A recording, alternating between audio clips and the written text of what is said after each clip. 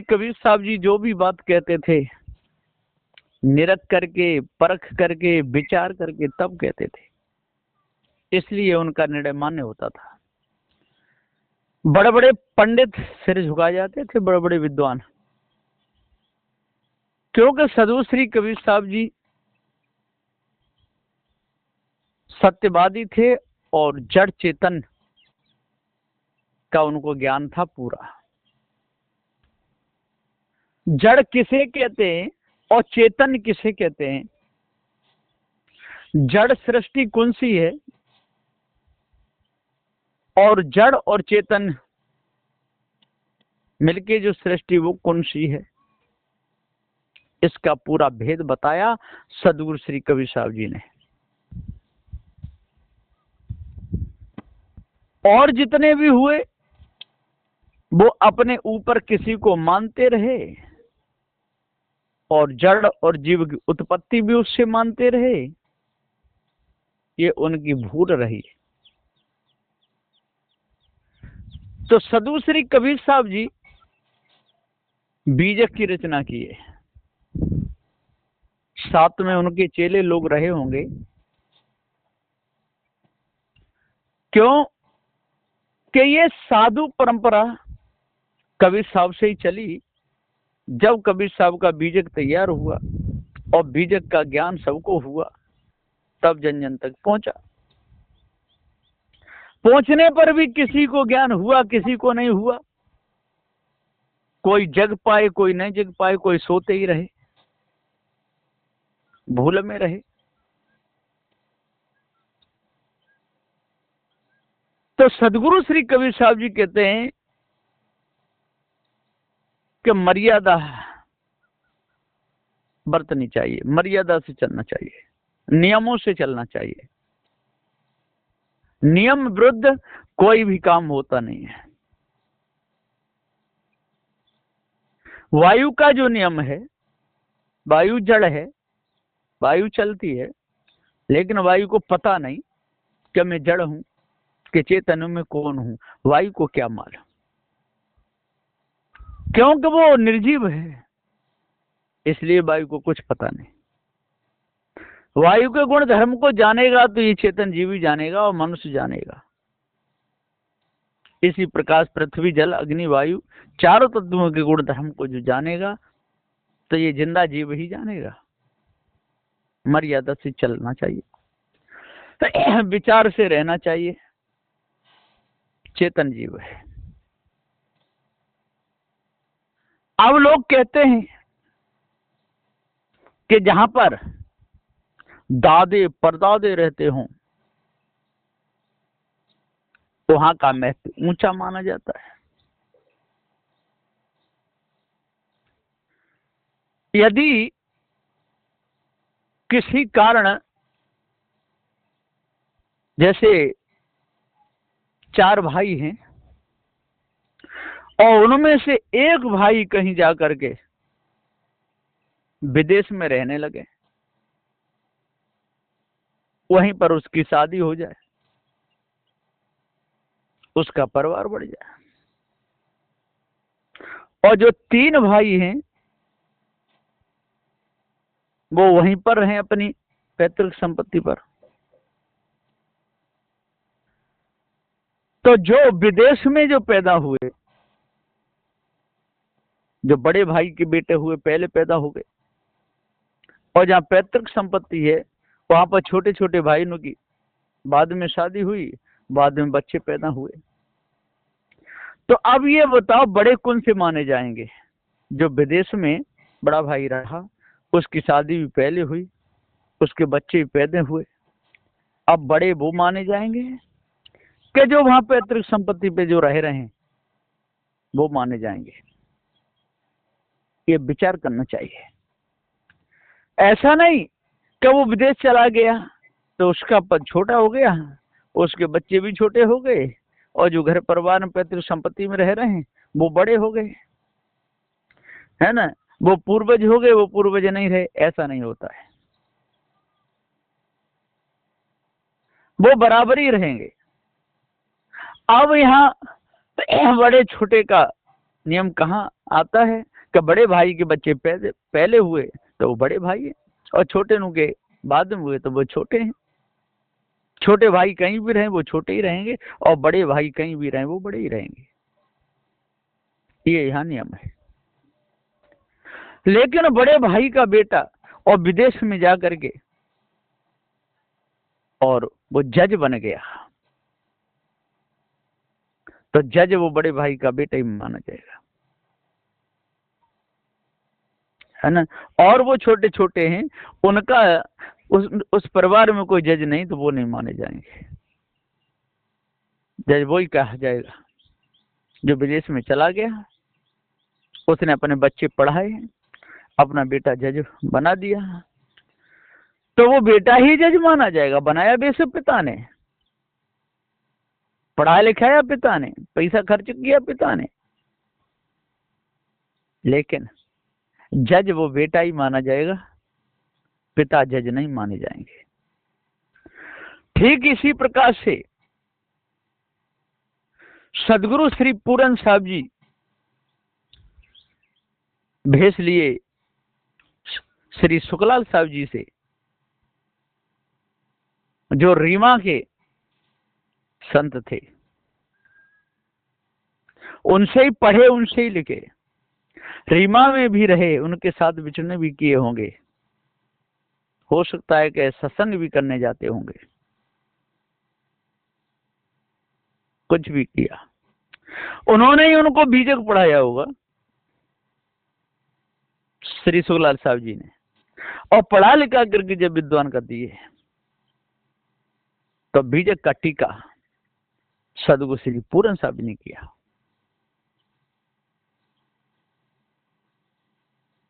तो आचार परंपरा सदगुरु श्री पूरन साहब से चलेगी, ना कि उनके पिता से। पिता ने पढ़ा लिखा कि बेशक बड़े कर दिए,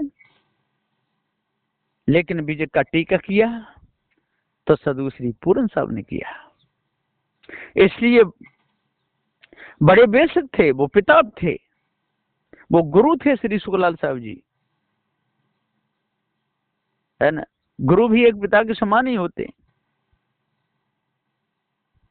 या नाद और बिंद का फर्क पड़ता है, वो शब्द सुना करके ज्ञान कराए कि हे चेतन जी, तू अजर अमर अखंड नित्य स्वयं स्वरूप है, तेरे ऊपर कोई ईश ब्रह्म परमात्मा है नहीं।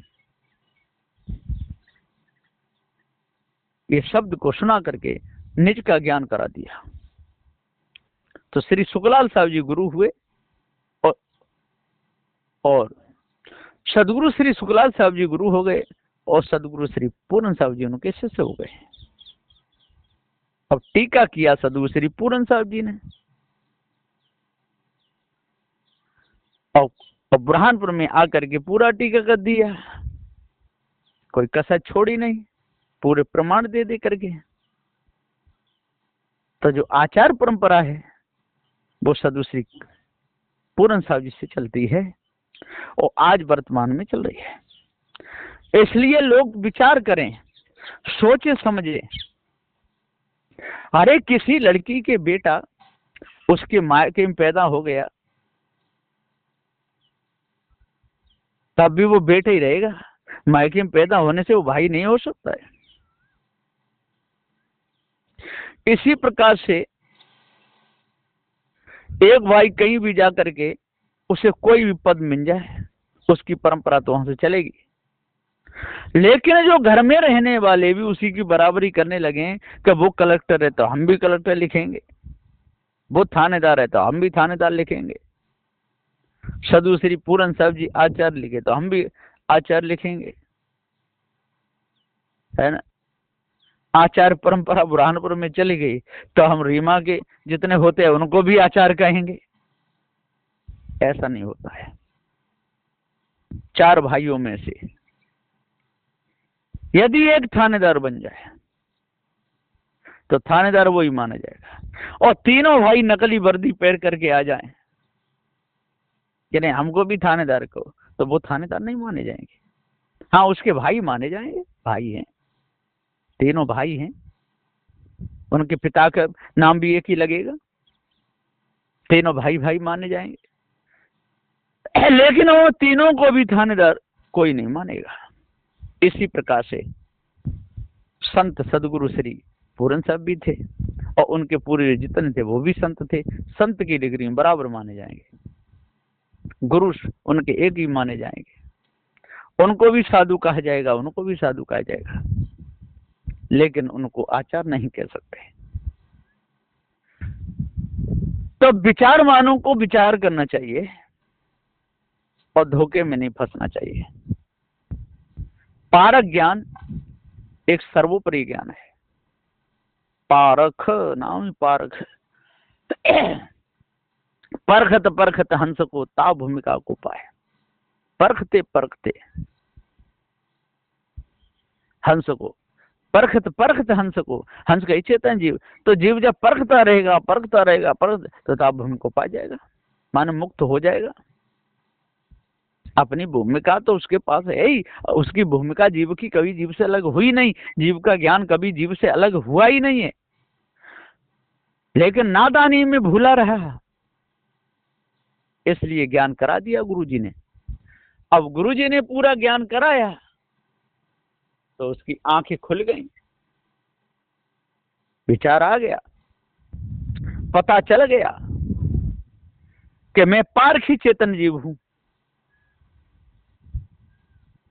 मैं पारख पद में जब ठहरूंगा जब सर्व वासना मिट जाएगी। जैसे 100 पेड़ कहीं खड़े हुए हैं और 100 पेड़ों को यदि कोई काट रहा है, जब 100 पेड़ कट जाएंगे तो काटने वाला बचेगा और काटने वाले के हाथ में कुल्हाड़ी बचेगी। जब 100 कट गए तो वो काटने वाला कुल्हाड़ी को भी एक तरफ रख देगा। जिस कुल्हाड़ी से काटे वो 100 पेड़, वो कुल्हाड़ी को भी अलग रखेगा। और जो 100 पेड़ काटे थे वो कट के गिर गए, 101 में कोई पेड़ है नहीं, तो कुल्हाड़ी को भी वो एक तरफ रख देगा। तो 100 पेड़ों को काटने वाला और वो कुल्हाड़ी से काटने वाला अलग हुआ। वो चेतन जीव अजर अमर अखंड स्वयं स्वरूप है। इसलिए चेतन जीव सत्य अजर अमर अखंड है। इसके ऊपर आत्मा परमात्मा ब्रह्म कोई नहीं, सारी झूठी बात है।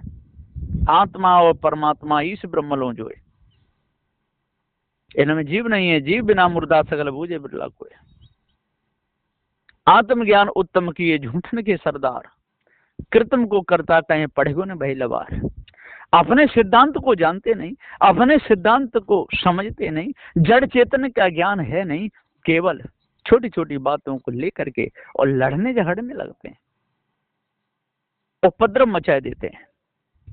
ऐसा मालूम पड़ता है कि ये कोई तर्कसवन सिपाही है, हाहाकार मच जाता है, हा हा हु, इसी में पूरा समय निकल जाता है। जब सदगुरु श्री कबीर साहब ने खुल करके कह दिया कि चेतन जीव के ऊपर कोई दूसरा है ही नहीं, तो ये आत्मा ब्रह्म कहां से टिकेगा? ये अल्लाह खुदा कहां से टिकेगा? ये भूत चुड़ैले कहां से टिकेंगे जीव के ऊपर? ऊपर आकाश में परमात्मा कहां से आएगा? जड़ और चेतन दो ही पदार्थ हैं, तीसरा और कोई है ही नहीं। इसलिए बहुत विचार करना चाहिए, विशेष विचार करना चाहिए।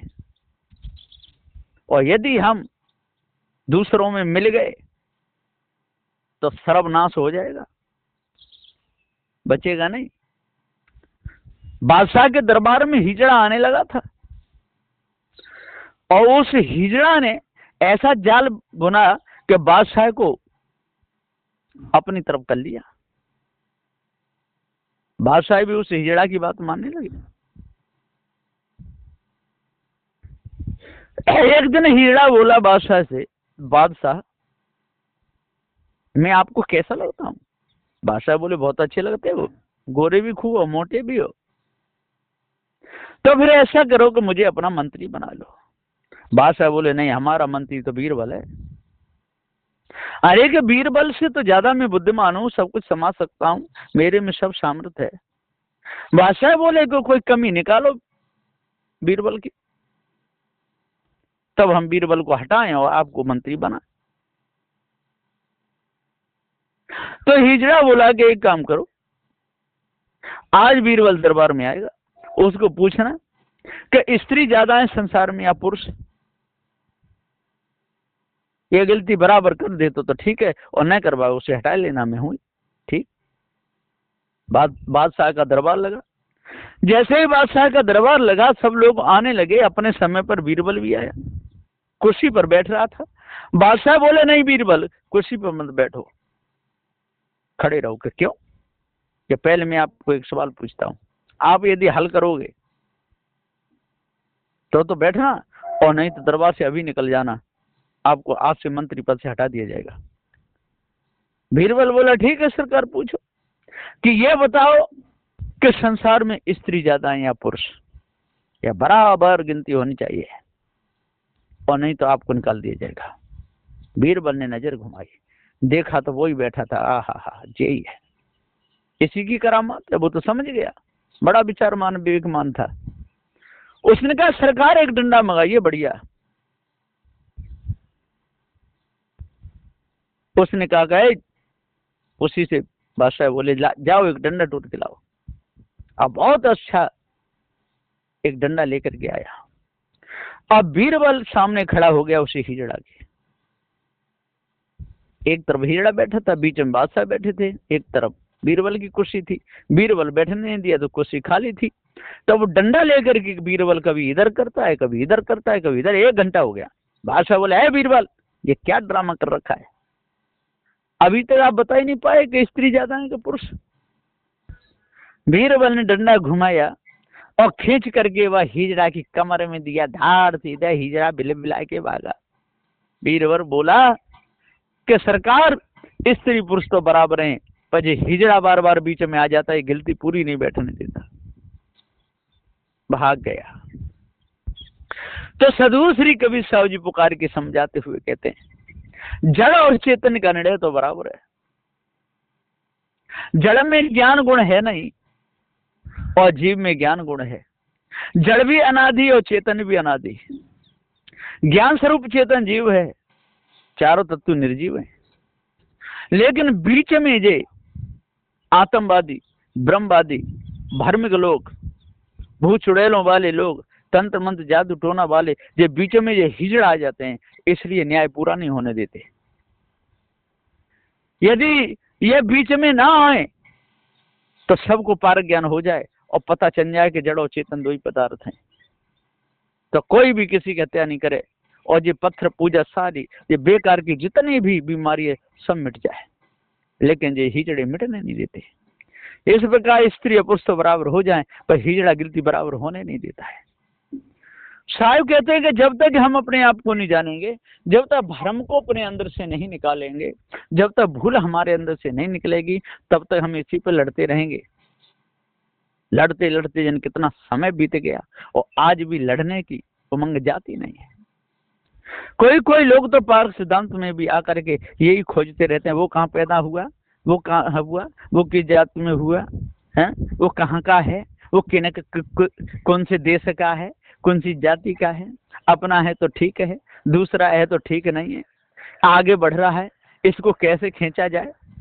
जिस सही न्याय करने लगा, सही निर्णय करने लगा, है ना, जहाँ पर लोग ज्यादा रीझने लगे, इसकी खूब मान्यता संसार में हो रही है, लोग इसको इज्जत दे रहे हैं, तो अब इसको कैसे गिराया जाए। ये तो ज्ञान में हमसे भी ज्यादा ऊंचा निकला जाता है, इसको खींचो। तो इससे विघटन होने से अपनी हानि होती है, अपने घर में आग लग जाती है। यदि अपना बेटा या नाती कोई भी आगे बढ़ रहा हो, उसको प्रेम पूर्वक बढ़िया तरह बढ़ाना चाहिए, है ना। सिद्धांत सही बोल रहा है तो उसके तरफ ही बोलना चाहिए। ये नहीं कि अपना सिद्धांत पारक है, जीव सिद्धांत है, और उसको कह दो नहीं आत्म सिद्धांत भी है। ऐसे कहने से ये अपने घर में आग लगना है, अपना ही विनाश होगा। साधु श्री पूरन साहब की मेहनत बेकार चली जाएगी। जो साधु श्री पूरन साहब ने जो त्रिजा लिखा, कितनी मेहनत की है। इसलिए सर्व पार की संतों का विचार करना चाहिए, लड़ना झगड़ना नहीं चाहिए। अरे पद तो जिसका जहाँ है तहाँ रहेगा ही रहेगा, है ना। एक परिवार में बेटा कहीं भी चला जाए, वो इंस्पेक्टर है तो इंस्पेक्टर ही रहेगा, प्रधानमंत्री है प्रधानमंत्री रहेगा, है ना, उसके पूर्वज सारे के सारे प्रधानमंत्री नहीं हो सकते। इसी प्रकार से साधु श्री पूरन साहब जी ने बीजक का टीका किया, बुरहानपुर में रहे, तो आचार्य गद्दी बुरहानपुर है। 10वें आचार्य सदगुरु श्री मान साहब जी हैं। रीमा बहुत पुराना स्थान है, सदगुरु श्री पूरन साहब गुरु स्थान है, लेकिन वहाँ के किसी भी संत को आचार्य नहीं कहा जाता। तो हमें सनात साहब को तो आचार्य कह ही नहीं सकते, किसी भी प्रकार से नहीं कह सकते। इसलिए सनात साहब जी भरम भूल कल्पना को त्यागें, भूल को त्यागें, अपने दिमाग को सही करें और बढ़िया तरह मेल मिलाप से रहें, छोटों को आदर दें। हम भी उनको बड़ा ही मानते हैं, छोटा नहीं मानते। वो हमसे पहले संत हैं, विवेक विचारमान हैं, इतिहास भी खोजते रहते हैं। लेकिन इतिहास खोजने में समय निकाल देना, जात का कौन सी जात में पैदा भये, कहाँ भये, क्या, इसी में समय बर्बाद कर देना, ये कोई विवेक विचार की बात नहीं है। इसलिए सदग्रंथ को पढ़ें, त्रिजा को पढ़ें और भी इतिहास पढ़ें, पर ये मन में से बिल्कुल निकाल दें कि रीमा में जितने होते आए उन सबको आचार लगाया जाएगा, तो वो भी टोपी लगा के सेली डाल करके बैठ जाएं और अपने को आचार कहें और दूसरे लोग भी उनको आचार कहने लगे हैं, है ना। ऐसा भ्रम त्याग देना चाहिए, क्योंकि आचार पार्क सिद्धांत के आचार गद्दी श्री कबीर निर्णय मंदिर बुरहानपुर में है और बीजक का टीका सदगुरु श्री पूरन साहब ने किया और वहीं पर उनकी समाधि है, वहीं पर बैठकर उन्होंने टीका किया और आज भी वहाँ बीजक की पढ़ाई चलती है। अभी 10 में आचार्य सदगुरु श्री मान साहब जी रहते हैं और भी बड़े बड़े संत हैं, है ना, उनसे भी बैठ करके विचार करके, है ना, और सारे भ्रम को त्यागना चाहिए, भूल को दूर करना चाहिए और संतों से मिलजुल करके ही रहना चाहिए, है ना। बेटा चाहे मायके में पैदा हो और चाहे तो बेटा ससुर के घर में पैदा हो और चाहे बेटा बाप के घर में पैदा हो, बेटा बेटा ही रहेगा।